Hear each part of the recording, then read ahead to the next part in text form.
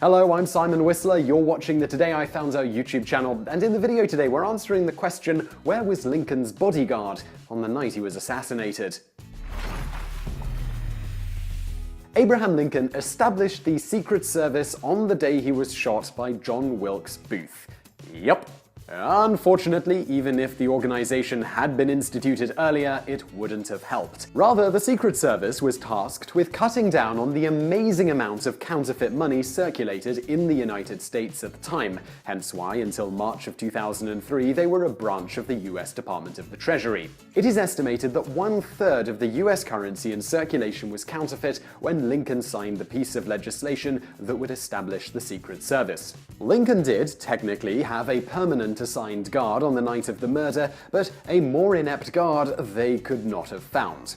The man was a policeman, John Parker. How did Parker get such an illustrious job as one of the 4 handpicked to guard the president? It's a mystery. As a policeman, Parker frequently found himself in front of police boards for such things as being drunk on duty, sleeping on the job, frequenting brothels on the job, and a myriad of other charges that all basically came down to conduct unbecoming an officer. Despite this, Parker managed to get off each time he went before the boards. For the sleeping on the job charge, he supposedly claimed that he was performing his duties patrolling the area when he heard several ducks quacking on top of a trolley car.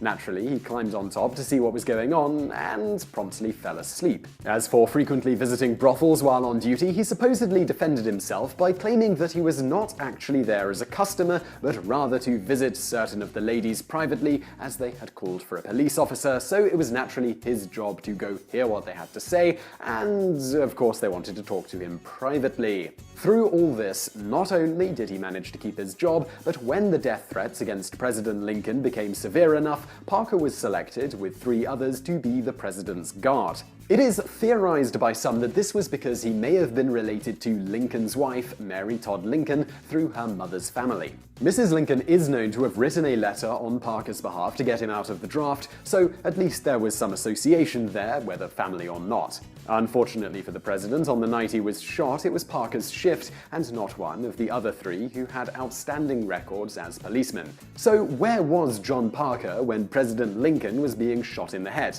No one is quite sure. He did in fact start off the evening guarding the president as he was supposed to, but as he couldn't see the play from his guard position, he left to find a better location from which to watch.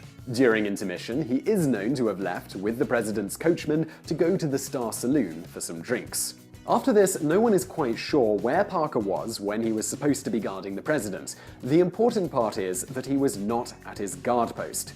This may or may not have mattered though. Even had Parker been there, he very likely would have let Booth in to see the president, as Booth was a famous actor at the time, and Lincoln had even been at Ford's Theatre to see one of Booth's plays in 1863. That being said, Booth would have likely been announced in that case, perhaps making it more difficult for him to deliver a fatal shot. As fellow presidential guard William H. Cook stated, "Had Parker done his duty, I believe President Lincoln would not have been murdered by Booth. Parker knew that he had failed in duty. He looked like a convicted criminal the next day."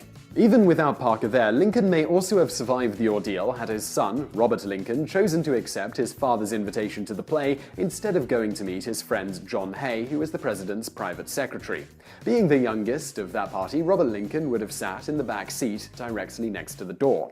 Given Booth was using a derringer, he would have had to get close to the president for an accurate shot, thus would have had to walk past Robert Lincoln, which would have made it so Booth would not have been able to sneak up on the president. As with the case of Booth being announced, had Parker been there, who knows what would have happened if Robert Lincoln had decided to attend. But it's not far-fetched to think the president would have had a much better chance had he been aware of Booth's presence. At the least, it likely would not have been a headshot, as derringers were notoriously inaccurate unless at extremely close range, so Booth would have probably aimed for the abdomen if he hadn't been able to get directly behind the president. But who knows? Maybe he would have gone in close for a handshake and got off the shot at close range anyways. As to Parker's excuse for not being at his post, according to Lincoln's dressmaker Elizabeth Keckley, Parker had this to say to Mary Todd Lincoln after she accused him of murdering her husband. "I could never stoop to murder, much less to the murder of so good and great a man as the president. I did wrong, I admit, and have bitterly repented. I did not believe anyone would try to kill so good a man in such a public place, and the belief made me careless. Now, you might think that Parker would finally see some real consequences for his dereliction of duty on this one. I mean, he was the president's guard, and he wasn't at his post, and possibly partially drunk at the time of the assassination. But no, the charges against Parker were dismissed, though he was tried. The transcript of that event has unfortunately been lost. In addition, the fact that Parker had been away from his post at the time of the murder was not mentioned in the official report on the Lincoln assassination. It was also not mentioned in major news reports of the day, so Parker avoided the public's wrath too. Not only this, but Parker managed to keep his job, though at least now not directly guarding the president. His new position was as White House security, including being assigned to protect Lincoln's widowed wife. So, did Parker learn his lesson after such a dramatic occurrence? Well, no, he didn't. After 3 more years of spotty service, he was finally fired on August 13, 1868, for sleeping on the job. Ironically, Parker and his family are buried in a cemetery that borders Lincoln Road, Glenwood Cemetery. As for how the Secret Service became involved with protecting the president, while you would have thought Lincoln's assassination would have shown the need for better protection for the president, this didn't happen until after President Garfield and President McKinley were assassinated in 1881 and 1901 respectively.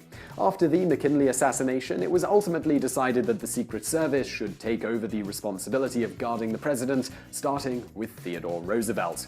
This may seem like a strange choice to assign the Treasury Department's police force to this task, but at the time they were the only federal law enforcement agency with enough manpower to take on this job and others given to the Secret Service. Many of these jobs later went to the FBI, CIA, etc.